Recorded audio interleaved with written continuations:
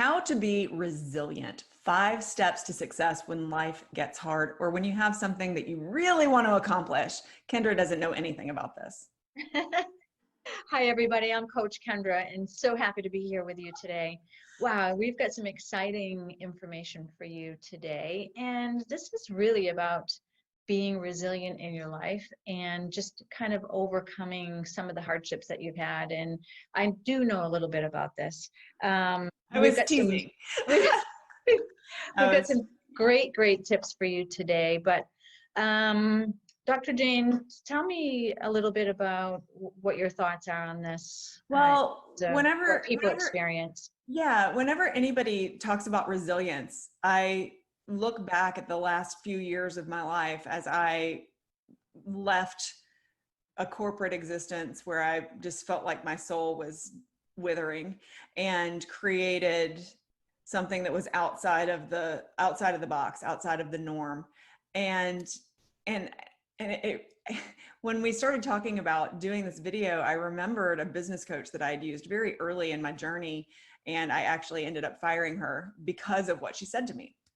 I had a one-to-one appointment with her. I was a little frustrated, had gotten to a plateau, and that her services were an investment. That for a while was very well worth it. And then all of a sudden they started to feel expensive. And you shouldn't feel like your investment in coaching and growth is expensive, because you should be seeing results from it. And when you're seeing results, it feels like an investment. When you're not seeing results, it feels like an unnecessary expense. So we had kind of a hard meeting, I called it. And she actually kind of laughed a little, just a little chuckle. And she said, most people would have quit by now about me, because I had a vision and I was not going to give up on it. And I knew that there was a need for this thing that I was creating. And I'd done my research, and the fact that she kind of laughed at me and said, most people would have given up by now, told me 2 things. Number 1, you don't know how to coach people who don't want to give up. And number 2, if most of your people would have quit by now, you're not a very good business coach. So, I was like, I wish you all the best, namaste, peace to you, and I'm out. And so, I moved on. But when she said that to me, I realized, wow, even some people who profess to be this resilient person just don't get it. And resilience really is the key to long-term success. Absolutely. Part of that is, or one of the keys to that is, you really have to work hard. So a lot of times people think that the things that they want are just going to fall in their lap. That's fate. That's the way it happens. But really the reality is, in order to create your own life the way you want it to, and in order to really work on that resilience, you have to work hard. Particularly in the beginning, when let's say you're starting a new business. I did the same thing, Dr. Jane. I just quit my 15-year job a few months ago, and now I'm an entrepreneur and have my own business online. And it's a lot of hard work. It's working hours that I didn't expect, but it doesn't feel like work to me. Yeah, it's different than working for a company. Yeah. But you do have to put your work in and work hard at it to get to where you want to be. So and there's one thing that I think people kind of get off point when they think of working hard. They think, super long hours and sweat and tears, and there may be some of that, but a lot of the working hard is also working smart, understanding when you see a shortcut that's worth an investment. Yeah, absolutely. Yeah, when you need to go outside of yourself for that third-party perspective, for learning, for coaching, for teaching, guidance. And so that's also, working hard to me also means making tough decisions. Absolutely. That's all part of it. And so you're right. It doesn't mean that you have to be up all night, working overnight and losing sleep and really running yourself to the ground. But what it does, it's sort of like working smarter too. So very much. That's really the big key. The other key is have a high pain threshold. And what we mean by that is a lot of times when people first start out with something new or something different, a new business, let's say, it's all exciting. Things are going great. They're excited. They see their vision. You know, things are, and then all of a sudden, a month or two down the road, reality hits. The challenges start coming in, and the pain hits of the reality. And this is where a lot of people will quit because they're feeling pain. So having a high pain threshold when it comes Or to like emotional pain rather than physical pain yeah, threshold is what right. we're talking about. And I mean, it is when you do have this vision and you believe in it, it's wonderful. And you have all this passion that wells up and you want to tell everybody about it. And they're not going to reciprocate with that same depth of passion. And sometimes, you know, when you haven't adopted your vision as yours and understand that every single person in the universe isn't going to get completely jazzed about it, then that can really dash you. Absolutely. And then another key that to this whole success is critically think. In other words, think about things instead of letting things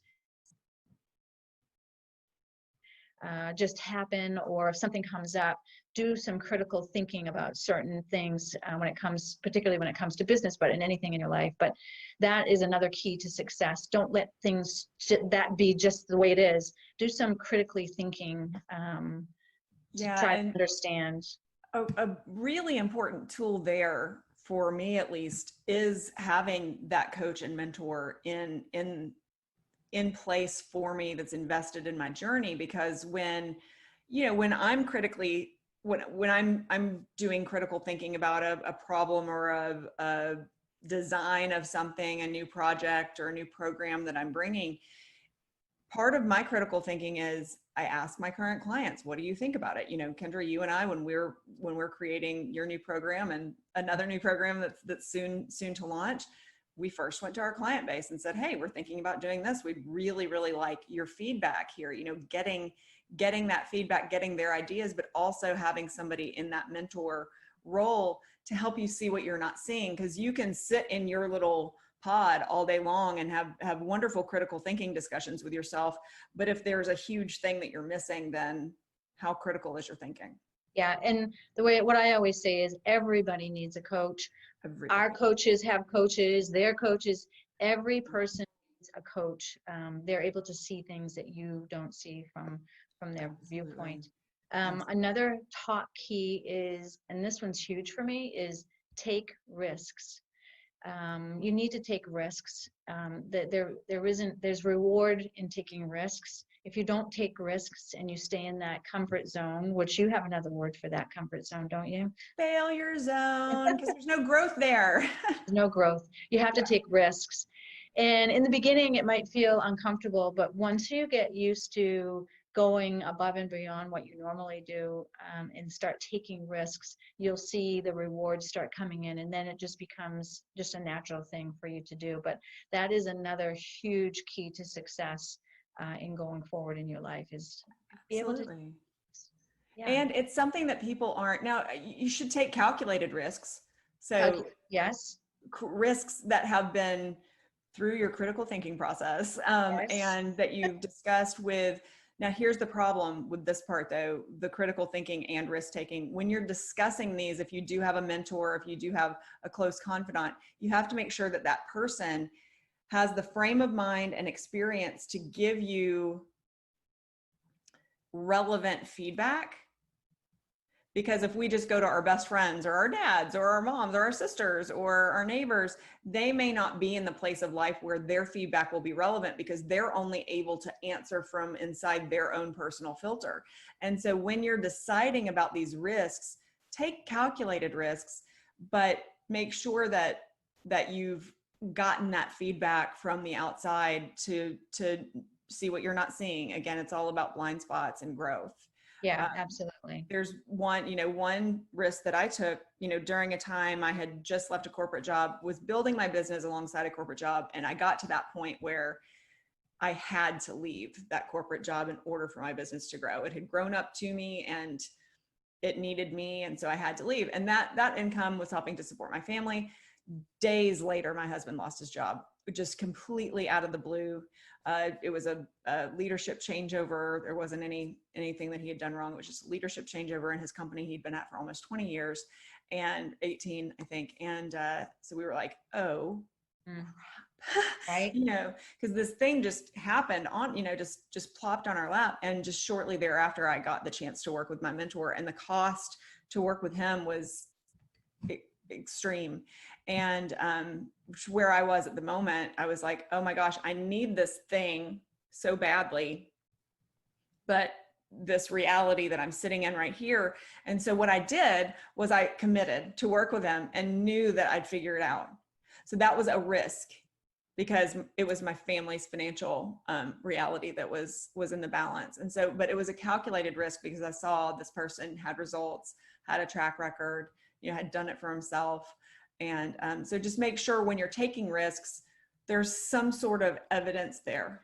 Yeah, absolutely. And you knew based on what you saw with that person that your growth was going to be through the roof because of that, because of what you, so it was a good calculated risk. Yeah. And it was the right decision. Yeah, absolutely. So it was. Yeah. How exciting. So that's all we have today for your keys to success in that area. And thank you so much for joining us, and we'll see you on the next video. Absolutely. Give us a thumbs up, hit the subscribe button and the little bell so you know the next time that we drop a video to help you live a life with more success and lower stress. Till next time, Dr. Jane, Coach Kendra with GILD Coaching, GILDcoaching.com. Bye-bye.